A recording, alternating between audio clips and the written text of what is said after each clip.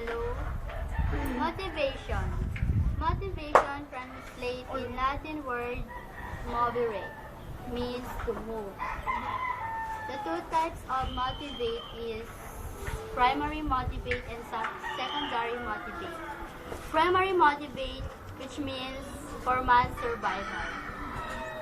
Ano nga ba yung mga survival? For example, shelter, air, food, water, and especially clothes.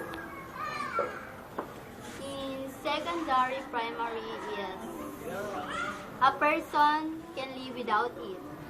Yeah, tama. For example, cell phone, money, and food. The 5 levels of Maslow. First is physiological. Ito yung mga water, food, and sex. Second levels of Maslow is safety. This is a house. And the third is love. Love. Kailangan natin dito yung mga parents, friends, and especially partners. And the fourth levels of Maslow is esteem, be confident, pride, and recognition. And the last of levels of Maslow is self-actualization. Ito yung doing something for other people. Like for example, helping the bear. Next, Go. William McDougall's instinct theory. By the way, instinct is a natural. Ano ba yan? William McDougall's instinct theory.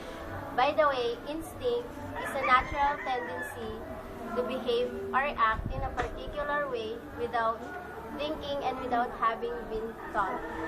Halimbawa, pag may sunog, di ba ang una-una nating sinasalba ay yung mga importanteng gamit natin, especially yung mga sarili natin. Next is Gigi. Clark Hall and Kenneth Spence's drive reduction theory in 1940. The drive reduction theory explains that when a man's need is satisfied, the drive reduces. For example, kapag kinulang ka ng tulog, dapat mabawi mo ito dahil hindi mo magagawa ang mga bagay na dapat gawin. Yun lang. Next is Joanne. Theory. Reward can be considered as a type of incentive theory. And because of this, a person can be motivated to do whatever it takes to get this. Example, ng laptop. Mag-aaral kang mabuti para makuha mo yung laptop na reward sa'yo. Ang next ay si Janine. Claude Bernard and Walter Cannon's hemostatic theory. Hemostatic oriented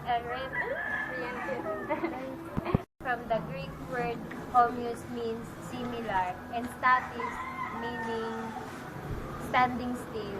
Ang example nito, yung pagka nauuhaw ka, kailangan mo uminom ng tubig para mapunan yung pangangailangan mo saka mawala yung uhaw mo.